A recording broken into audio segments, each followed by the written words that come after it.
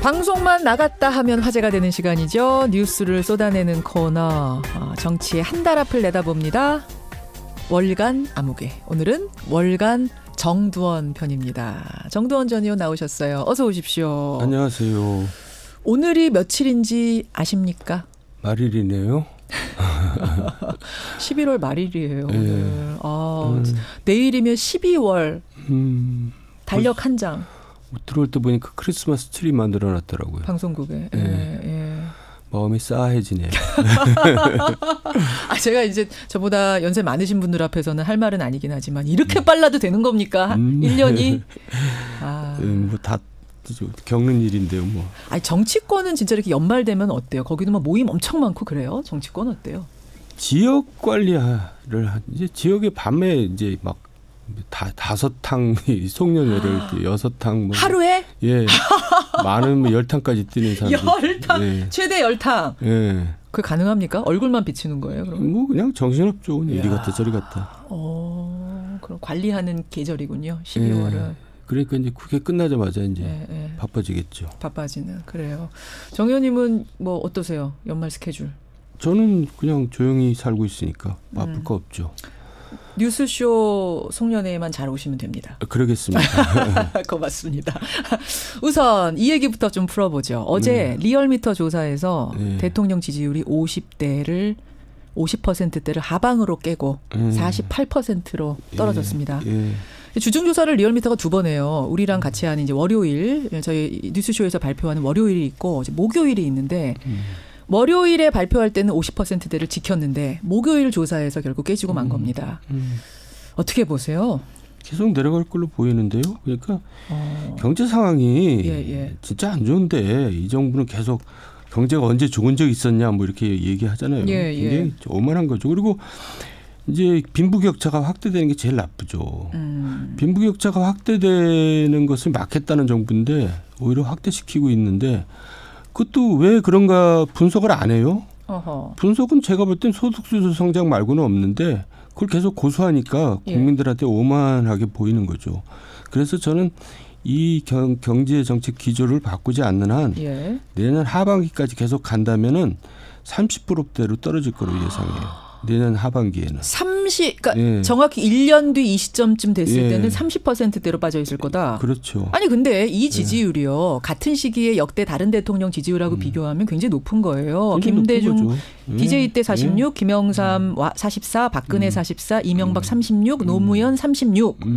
그래서 이거 그렇게 빠진 거 아니다라고 뭐 청와대는 얘기할 수도 있을 것 같은데. 그러니까 지금까지는 남북 관계가 큰 영향을 미쳤고 또 이제 되게 겸손한 리더십이잖아요. 그게 이제 이미지가 좋은 거거든요. 그걸로 버텼는데 그것도 이제 한계가 오는 거고 결국 저는 바꿔야지 되는데 안 바꾸면은 경제정책 기조를 30%대로 가는 거는 그 순식간이라고 봐요. 결국은 경제다. 경제라고 보시는 거예요. 뭐 일각에서는 이재명 지사 건으로 지지층이 이탈한 거 아니냐 뭐 이런 얘기도 있고 지지층 분열한 게 이제 원인 아니냐라는 얘기도 있고. 그것도 좀 작용했겠죠. 그래요. 그리고 뭐 김정은 위원장이 답방한다고 그랬는데 그게 이제 무산되는 쪽으로 가니까 그것도 또 영향 준 거 아니냐 뭐 이런 분석도 있던데. 그러니까 다 영향을 주는데 제일 큰 건 경제라 이거죠. 결국 경제다. 소득주도 성장을 포기해야 된다. 근데 그걸 어떻게 포기해요? 이 정부의 가장 큰 골격이 됐던 건데 그거를 포기하기 쉽지 않을 것 같은데. 그러니까 이제 답답한 거죠. 국민들이 답답해하는 부분이 그겁니다. 분명히 이제 내년에 또 최저임금 더 내려가죠. 또 근로시간 단축이 이제 가시화되죠. 그러면 더 이제 죽을 지경이죠. 중소기업, 자영업자들.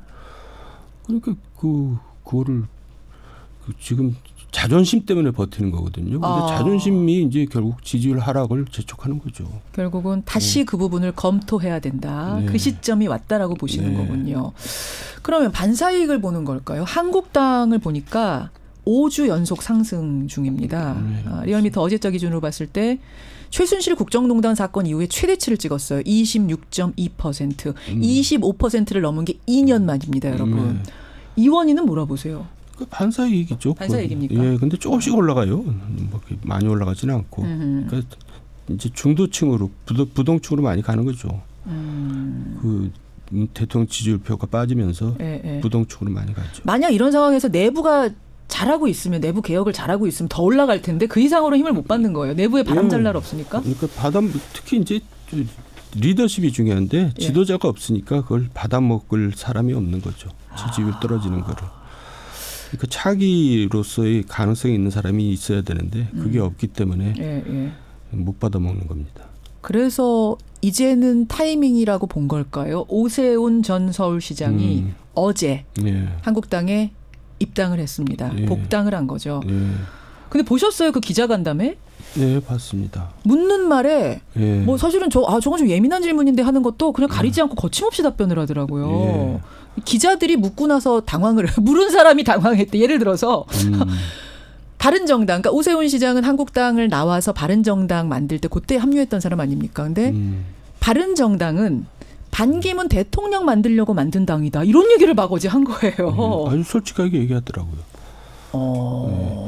그러니까 이제 이 오세훈 시장을 이제 국민들이 어떻게 보느냐가 중요한데 어쨌든 이 자유한국당이 싫다고 나갔던 사람 아니에요? 나갔던 사람이죠. 그리고 이제 들어왔어요. 들어오는 것까지는 좋은데 내가 대표가 되겠다. 그건 이제 좀 안 맞잖아요. 자기도 자기 입으로도 반성한다 그랬거든요. 반성하는 사람이 대표를 나가? 근데 지금 대표를 나갈 거거든요. 나갈 거죠. 그러니까 더 세게 나오는 거죠. 이제 그 뻘쭘한 상황을. 나갔다가 돌아온 이 뻘쭘한 상황에서는 더 충성도를 보일 수밖에 없다. 예, 그렇죠. 조금 과잉, 약간 오버해서라도 충성도를 보여야 된다. 예, 그러니까 이제 굉장히 이제 결연한 자기 의지를 보여주는 거죠. 어제 무슨 얘기도 했냐면요.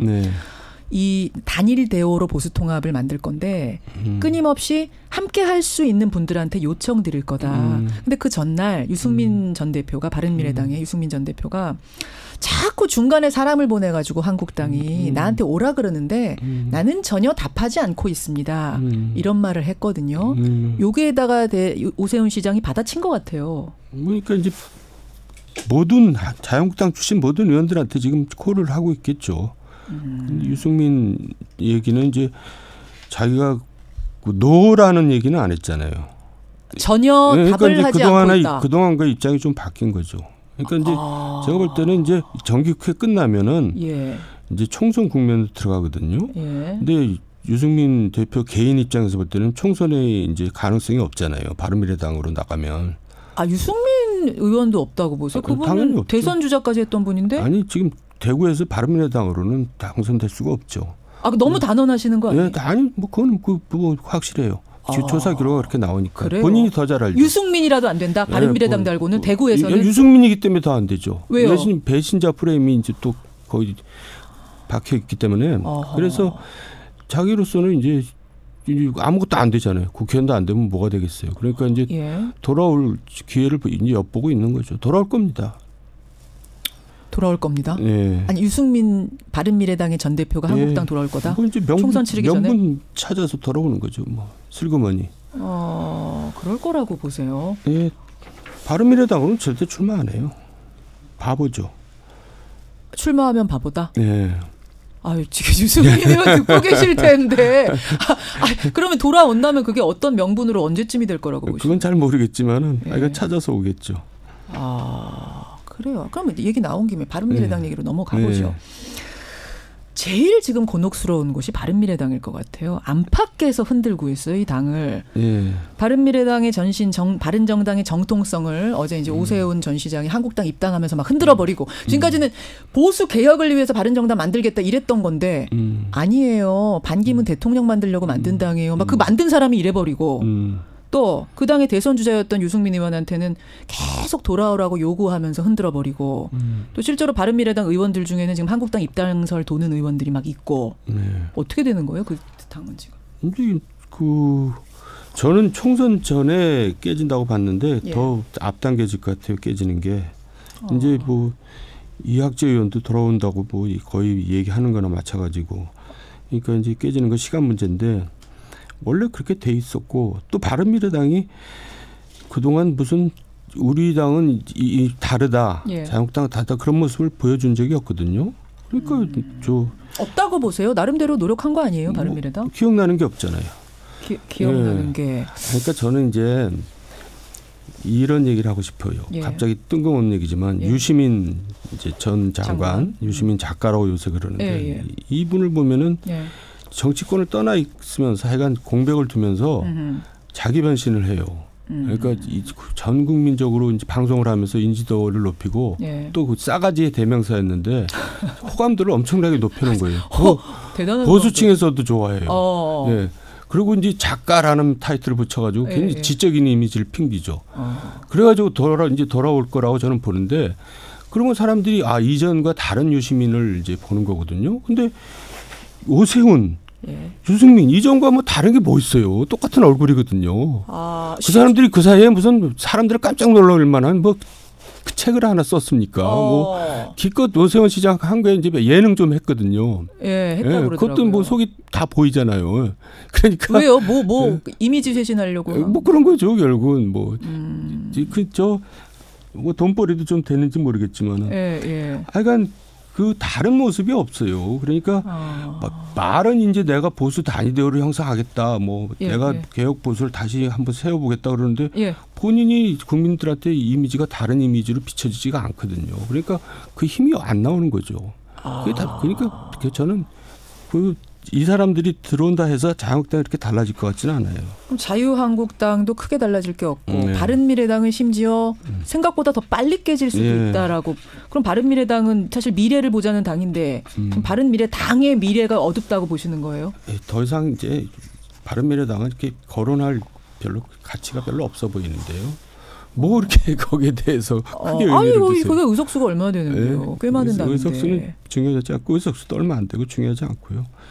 시간 문제죠. 시간 문제라고까지 보시는군요. 근데 지금 한국당 같은 경우는 그래도 사람이 모이고 있어요. 오세훈 시장 입당하고 홍준표 전 대표 같은 경우도 다시 활동을 재개하거든요. 홍준표 전 대표 얘기 좀 해볼까요? 진짜?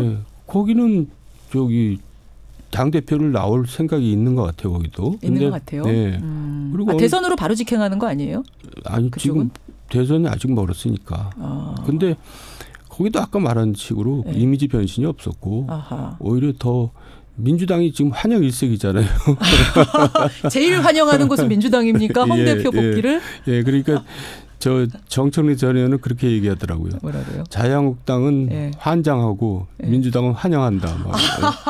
그러니까 왜 이렇게 본인이 이제 자유한국당 지지자인 사람이 어저께 미용실에 갔는데 그런 얘기를 하더라고요. 뭐라고? 홍준표 대표 잘 아세요? 그래서 왜 그러세요? 그랬더니 우리는 원하지 않는다고 좀 얘기 좀 해주세요. 그러니까 본인이 지금 천덕꾸러기가 돼가고 있는데 그걸 본인만 모르는 것 같아요. 아니 그래도 뭐 일부 세력에서는 또 단단하게 지지하는 분들이 있는 거 아니에요? 그거 갖고 뭘 하겠어요. 이제 결국 그 당 하나 만들어서 그 당 대표하면 되는 거죠. 그러면 황교안 전 총리는 어떻게 보세요? 친박에서 밀고 있다 이런 얘기 나오던데. 황교안 전 총리는 이제 태생적인 한계가 있잖아요. 박근혜 전 대통령 국정농단에 책임이 있는 사람이죠. 자유롭지 못하죠. 그 사람이 뭐 지금 인기가 있다는데 인기는 이제 태극기 부대 인기를 업어서 있는 거고 그거는 거품일 수 있고 저는 제2의 반기문이 될 가능성이 높다고 생각합니다. 제2의 반기문? 거품이 있는 상태에서 등장하지만 금세 빠질 것이다. 정치도 아무나 하나요. 모범생이 정치하기는 힘들어요. 모범생은 하기 힘듭니까? 정두원 전 의원 그래서 그만두신 거예요? 저는 모범생 아니에요. 모범생들은 정치하기 어렵다. 오늘 또 하나 교훈을 남기고 가시네요. 그러면 전당대회 한국당 누가 이끌 것 누가 제일 유력하다고 보세요? 저는 오 시장이 유력하다고 봐요. 그래도. 왜냐하면 비교적 신선해 보이거든요. 거기 나오는 사람들 다 거만거만한데 그러니까 홍준표 대 오세훈 이렇게 갈 것 같은데요. 뭐 김성태 지금 원내대표라든지 또 누구 정우택 의원 이런 분들 이름 오르내리던데. 근데 사실 우리가 알지 국민들은 잘 몰라요. 그러니까 김성태 원내대표도? 정치에서는 인지도가 깡패거든요. 원내대표 1년 했다고 거기에 우쭐하면 안 돼요. 김성태 원내대표? 국민들은 잘 못 알아봐요. 지나가면 누군지 잘 몰라요. 그래요? 그러니까 그게 함정이라니까요. 여의도의 함정. 방송의 함정, 언론의 함정. 맨날 쳐다보니까 그 사람이 굉장히 커 보이고 중요해 보이지만 국민들이 볼 때는 누군지 잘 몰라요. 굉장히 그래서 아까 얘기했잖아요. 인지도가 깡패라고. 정두원 전 의원 다니면 어때요? 많이들 알아보세요 이제? 저는 방송을 이제 오래 하다 보니까 이제 많이 알아보죠. 근데 기분 나쁠 때도 있어요. 왜요? 왜냐면 제가 판도라를 하는데 썰전 잘 봤어요. 그런 사람도 있고 또 어떤 사람은 야 저기 정청래 간다 그러는데 그게 그렇게 어려운 거예요. 그렇게 정두원 의원하고 정청래 의원을 왜 헷갈리시지? 그러니까 얼마나 기분 나쁘겠어요. 야 누가 더 기분 나쁜 걸까요? 하여튼 모르겠습니다만 그 정도로 정치인이 인지도 쌓는 건 정말 어려운 일이다. 그럼요. 많은 시간이 필요하고. 인지도가 깡패다. 그러니까 저 트럼프도 방송을 10년을 했어요. 맞아요. 리얼리티 쇼 10년을 하면서 진행자로. 잘릴까 봐 전전긍긍했었거든요. 그만큼 많은 오랜 기간 동안에 그 인지도가 필요하죠. 알겠습니다. 한국당 얘기 참 우리가 꽤 오래 했는데 선거제도 얘기로 하실 말씀 있으세요? 아니요. 선거제도. 네, 선거제도. 이거는 yes or no로 일단 답해 주세요. 자, 선거제도 개편 되겠습니까? 안 될 것 같은데요. 저는 진짜 돼야 된다고 생각하는데 정말. 아니 yes or no인데 지금 no라고 하신 거예요? 안 될 것 같다. 아니 이번이 제일 혹이다. 이번에 못하면 영영 못할 거다라는 얘기 나오는데. 그러니까 선거제도는 일단 국민들이 너무 어려워요. 국민들이 이걸 잘 알아야지 여론적인 도입받침이 생기는 건데 너무나 복잡해서 우리들도 잘 이해할 좀 연동형 비례대표 권역별 너무 어려워요. 근데 어쨌든 중요한 것은 우리 정치가 바뀌려면 선진화되려면 선거법 개정이 반드시 이루어져야 돼요. 이제 국민들한테 그게 심어져야 되고 그리고 이게 바뀌려면 첫 번째가 국회의원 수를 늘려야 돼요. 그 벽을 넘어야 돼요. 그렇죠. 그리고 두 번째 벽은 자유한국당이나 민주당 같은 좀 큰 정당들이 기득권을 버려야 돼요. 그렇죠. 의석수를 더 생각보다 예상보다 더 적게 가져갈 생각을 해야 되는데 세계 산이 다 어렵잖아요. 세계 산이 다 어렵네요. 진짜 다 어렵네요. 그러니까 그게 마지막 산이 제일 어렵죠. 그러니까 양 정당이 기득권을 버리는 게. 그러니까 이제 예를 들어서 민주당 입장에서는 다음 달에 선거한다면 압승인데 이 선거제도 바꾸면 신승으로 끝날 가능성이 많거든요. 그렇죠. 그러니까 이해찬 대표 입장에서 왜 그걸 하냐 이거. 왜 우리가 여태까지 안 하다가 왜 우리가 이제 잘 될 만하니까 왜 해야 돼라는 생각을 하는 거예요. 한국당은 이제 착각을 하는 거예요. 한국당은 사실 좋은 기회라고 생각해요 이번이. 그런데 한국당은 옛날에 지금 자기가 현재 112석인가 가지고 있거든요. 그러니까 그거를 기준으로 생각하는데 제가 볼 때는 어림없어요. 이대로 가면은 다음에 한 5, 60석이거든요. 그렇죠. 그거 생각한다면 받을 필요가 있죠. 받아야 되는데 옛날 생각을 하고 착각하고 2년 안에 우리는 회복할 거다라는 생각을 하니까 또 못 넣는 거고 그렇게 되는 거군요. 지금 이제 질문 주시는 분 중에 아니 국회의원 의석수를 왜 선거제도 개편하면 꼭 늘려야 된다는 얘기입니까? 하시는데 권역별 비례대표든 연동형 비례대표든 비례대표의 이 민의를 더 보장하는 쪽으로 선거제도를 개편하면 무조건 의석수는 늘 수밖에 없습니다. 지금 300명인데 비례대표를 이제 늘릴 수밖에 없거든요. 연동형을 하면. 그럼 지역구를 줄여야 돼요. 근데 지역구 줄이는 거 국민 입장에서 그럼 지역구 줄이면 되지. 근데 현재 지역구를 줄이는 거는 그것도 저항 때문에 불가능합니다. 의원들이 꿈쩍도 안 할 거예요. 지금의 반토막 내고 비례를 늘리자 이러면. 도끼 들고 달려올 겁니다. 도끼 만행까지 갑니까? 그 정도입니까? 의원들의 지역구에 대한 애착이? 그러니까 근데 사실 국회의원 수 늘리는 거는 저는 명분은 있어요. 왜 그러냐면 전 세계적으로 국회의원 수가 적은 나라거든요. 우리나라가. 그리고 그래서 이제 국회의원에 들어가는 돈을 한정시키고 늘리지 않는 범위 내에서 수를 늘리는 거죠. 돈은 똑같이 하고 세비는 세비의 총액은 똑같이 하고 세비뿐만이 아니라 모자관들한테 들어간 돈이 한 전부 합쳐서 6억 정도 되거든요. 그거를 동결시키고 늘리는 거죠. 그래도 권한이란 게 생기잖아요. 권한 가진 사람이 많아지면 또 그걸 휘두를 사람도 많아지는 것에 대한 저항이 있어요. 권한은 정당한 겁니다. 국회의원 특권이 문제고 갑질이 문제지. 특권. 국회의원 권한이 있어야지. 정부를 견제하고 재벌을 견제하고. 물론이죠. 국민들이 우려하시는 건 의원 수 많아지고 그중에는 또 특권을 누리려고 갑질하려고 하는 사람 많아지지 않겠느냐는 우려가. 갑질하는 사람을 뽑지를 않으면 되는 거죠. 그렇죠. 그렇죠. 하여튼 이번이 혹인데 혹인 건 분명한데 현실적으로 여의도 보니까 쉽지 않아 보인다. 그러니까 민주당이 1차적으로 문제고요. 예. 권역별이라는 어려운 문제를 들고 나와가지고 이제 피해 나가는데 우리는 뭐 안 하겠다는 게 아니라 하겠다는 건데 이거다. 근데 그건 자유한국당이 안 받을 아니거든요. 그렇죠. 그러니까 안 하겠다는 소리는 마찬가지죠. 대통령의 의지는 어느 쪽입니까? 대통령은 이제 표면적으로는 이제 그거 하라고 가셨는데 왜 강한 의지가 있다고 분명히 홍영표 원내대표 말씀. 왜요? 왜냐하면 저 노무현 전 대통령 같은 경우는 국회 와서 이거 하면은 내가 총리 추천 권한도 다 국회 주겠다. 그 정도로 강력했죠. 그 정도 강하고 옛날 저기 정무수석 유인태 정무수석한테 당신한테 이것만 꼭 딴 건 몰라도 이것만은 꼭 해라. 이렇게 오더까지 내릴 정도로 강했잖아요. 지금 대통령은 신용만 하고 그냥 많은 건지 진짜 강한 의지가 있는 건지 잘 모르겠어요. 조금 강한 의지가 있으면 이해찬 대표가 저렇게 나오지 않죠. 더 강하게 밀고 나가야 한다. 예, 이해찬 대표가 진짜 저렇게 의지가 있으신가요? 말하면 이해찬 대표를 한 대 쥐어 박아야죠. 왜 그러세요? 왜 자꾸 이렇게 딴소리 하냐. 그러니까 그 정도로 강한 의지를 조금 더 보여주셔야 이게 힘을 받을 것이다. 그 말씀 여기까지 듣는 것으로 하겠습니다. 정두원 전 의원 고생하셨고요. 송년회 하면 꼭 오시고요. 그러겠습니다. 고맙습니다. 네. 월간 정두원이었습니다.